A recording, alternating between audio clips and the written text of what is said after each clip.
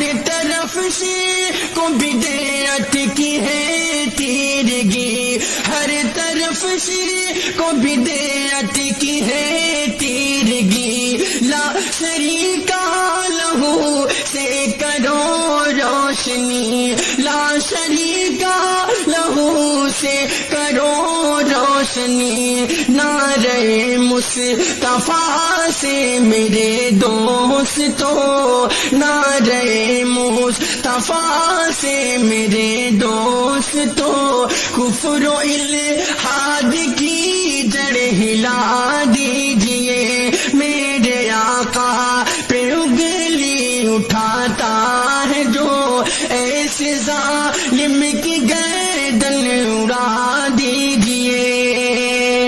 ہم شدید مذمت کرتے ہیں ان لوگوں کی جنہوں نے محمد الرسول اللہ صلی اللہ علیہ وسلم کے خلاف کوئی جملہ کہا، یہ ہماری محبت کے خلاف ہوگا۔ حضرت امام مالک رحمت اللہ علیہ سے کسی نے سوال فرمایا کہ اگر تیرے نبی کے خلاف کوئی بات بولی جائے تو تمہیں کیا کرنا چاہیے؟ حضرت نے فرمایا ہم اس کا جواب دیں۔ فرمایا مجھ میں ہمت نہیں ہے جواب دینے کی۔ فرمایا کم سے کم اپنے نبی کا تقدس بیان کرو، پاک دامنی بیان کرو۔ فرمایا مجھ میں یہ بھی طاقت نہیں ہے۔ تو پھر امام مالک فرماتے ہیں کہ تیرا زمین پر رہنے کے بجائے زمین کے نیچے چلے جانا بہتر ہوگا، تو لائق نہیں ہے کہ تو زمین پر رہے۔ ہمیں چاہیے کہ ایسے موقع پر ہم اپنے آقا صلی اللہ علیہ وسلم کے تقدس کو بیان کریں، آپ کی پاک دامنی کو بیان کریں، آپ کے علم کو بیان کریں، آپ کی اخلاقیت کو بیان کریں، آپ کی مبارک زندگی کو پیش کرے۔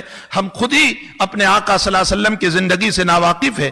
دوسری بات، اس سے پہلے بھی اس طرح کا مسئلہ ہوا اور اس موقع پر ایک بہت بڑا ایک اجلاس ہندوستان میں سہارنپور میں بلایا گیا، اور جس کی صدارت میرے پیر استاذ محترم حضرت شیخ مولانا محمد یونس صاحب جون پوری رحمت اللہ علیہ نے فرمائی تھی، اور ایک بہت بڑا مجمع تھا جس میں 2 لاکھ سے قریب آدمی جمع ہوئے تھے، اور آقا صلی اللہ علیہ وسلم کے خلاف جو ایک غلط قسم کی تصویر بنائی گئی تھی، اس مجمع کے اندر حضرت شیخ نے پورے مجمع سے ایک سوال کیا تھا کہ یہ بتاؤ کہ یہ لوگ کیوں نبی کے خلاف بول رہے ہیں؟ پھر حضرت نے فرمایا ان لوگوں کو جسارت اس لیے ہوئی ہے کہ مسلمانوں نے اپنے نبی کو چھوڑ دیا ہے۔ ہم نے خود ہی اپنے نبی کو چھوڑ دیا، ان کی اطاعت کو چھوڑا، ان کی فرما برداری کو چھوڑا، ان کے اخلاق کو چھوڑا، ان کے کیریکٹر کو چھوڑا، ان کی وفاداری کو چھوڑا، ان کے نقش قدم پر چلنے کو چھوڑا۔ اس کی بنیاد پر یہ سارے، ابھی 10 دن پہلے کا واقعہ ہندوستان کا میں آپ کو بتاؤں کہ ایک پولیس افسر کو مجبور کیا گیا اس بات کے اوپر کہ اپنی داڑھی نکال دو، اگر تمہیں پولیس کے اندر رہنا ہو تو تمہیں داڑھی نکالنا پڑے گا۔ وہ بیچارہ کہنے لگا میری یہ داڑھی میرے نبی کی سنت ہے اور میرے اسلام کی یہ پہچان ہے، تو کورٹ اس کو یہ جواب دے رہی ہے کہ اسلام میں داڑھی رکھنا ضروری نہیں ہے۔ آپ بتائیے، اسلام میں داڑھی رکھنا ضروری ہے، واجب ہے، لیکن کورٹ کہاں سے بول رہی ہے؟ اس لیے کہ ہم ہی نے جب اپنے نبی کے چہرے کو چھوڑ دیا تو وہ یہ سمجھ بیٹھے ہیں کہ اسلام میں داڑھی رکھنا ضروری نہیں ہے۔ ایک سکھ جو گرو نانک کو مانتے ہیں، جو کوئی نبی نہیں ہے، لیکن ان کی اتباع اور ان کا اتنا زبردست فالو ہے کہ یہ جہاں جائیں گے ان کے چہرے پر ان کے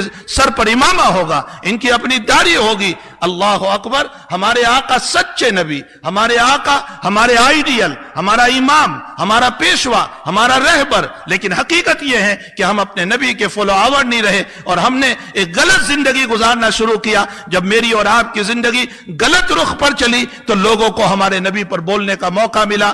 یاد رکھو، اسلام کی بدنامی ان لوگوں کی وجہ سے نہیں ہے، اسلام کی بدنامی مسلمانوں کی وجہ سے۔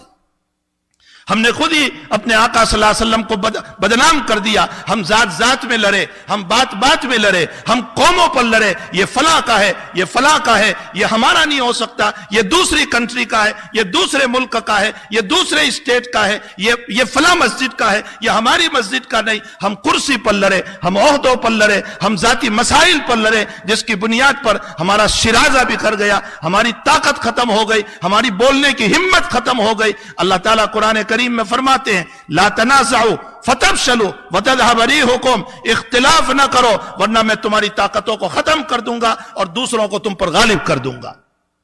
آج یہی مسائل ہمارے ساتھ ہو رہے ہیں، اس لیے ہم کچھ نہیں کر سکتے، کم سے کم ہم اپنی زندگی کو حضور پاک صلی اللہ علیہ وسلم کے مبارک طریقوں پر لائے، اپنی زندگی کو صحیح بنائے، ہمارا چلنا پھرنا، اٹھنا بیٹھنا، ہماری ہر ادا، چاہے مارکیٹ ہو، بازار ہو، دکان ہو یا کہیں شاپنگ ہو، ہر جگہ پر ہمارے چلنے پھرنے سے آقا کی جھلک آنی چاہیے کہ یہ محمدی ہے، یہ دھوکہ دینے والا نہیں ہے۔ مجھے ابھی 2 دن پہلے آپ ہی کے وہاں کسی صاحب نے ایک واقعہ بیان کیا کہ ان کے والد صاحب یا ان کے چچا کے پڑوس میں یہاں کے گورے صاحب رہتے تھے، اور ان کا معمول تھا کہ وہ جو بھی اپنے گھر میں پکاتے وہ ان کے گھر پہ بھیجا کرتے تھے۔ نتیجہ یہ ہوا کہ اس کھلانے کے نتیجے میں اتنی محبت ہوئی کہ اس کے مرنے کے بعد اس آدمی نے تو زندگی میں، اس مسلمان نے زندگی میں ایک مرتبہ یوں کہا ہوگا کہ چچا میاں کبھی آپ مکان بیچے تو ہم ہی کو بیچ دینا،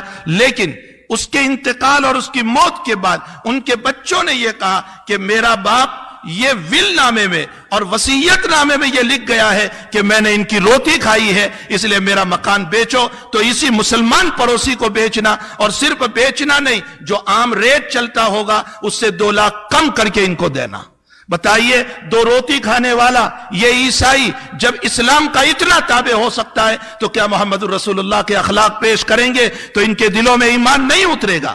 یقیناً یہ ایمان کے دروازے پر کھڑے ہو چکے ہیں، لیکن میرے اور آپ کے اخلاق دیکھ کر وہ واپس ہو رہے ہیں کہ یہ دھوکہ دینے والا، یہ فریب دینے والا، یہ لڑنے والا، یہ ایک دوسرے کی عزت کو پامال کرنے والا، یہ دوسرے کو بدنام کرنے والا، اگر اسلام اسی کا نام ہے تو پھر میری عیسائیت برابر ہے، میں اپنے مذہب پر برابر ہوں۔ اس لیے تقدس حضور پاک صلی اللہ علیہ وسلم کا ہمیں بیان کرنے کی ضرورت ہے، اور اس کے ساتھ ساتھ ہمارے اندر وہ اخلاق حسنہ کو لانے کی ضرورت ہے۔ یہ ٹاپک ایسا نہیں ہے کہ شان رسالت میں ہم 10-5 منٹ کے اندر کوئی بات کہہ دیں۔ آقا کی زندگی کو بیان کرتے ہوئے لوگوں کے قلم ٹوٹ گئے، لیکن آقا کی زندگی بیان نہ ہو سکی۔ انشاءاللہ پھر موقع رہا تو میں کھل کر نبی اکرم صلی اللہ علیہ وسلم کی مبارک زندگی کو پیش کروں گا۔ ہم انگلی کتا کے شہیدوں میں نام لکھوا رہے ہیں کہ بولنے والے بولتے رہے، اے میرے آقا تجھے کوئی تکلیف نہیں پہنچ سکتی ہے، لیکن حقیقت یہ ہے کہ ہماری وجہ سے یقیناً تجھے تکلیف ہوتی ہوگی کہ محبت کے دعوے دار ہی آج نبی کے خلاف کر رہے ہیں۔ ان سے تکلیف نہیں، ہم سے تکلیف ہو رہی ہے۔ اللہ کرے کہ مسلمان اخلاق حسنہ پر آ جائیں، اچھے اخلاق پر آ جائیں، اچھی زندگی پر آ جائیں۔ اللہ ہم سب کو اس کی توفیق عطا فرمائے۔ وصلی اللہ علیہ نبی الکریم برحمتک یا ارحم الراحمین۔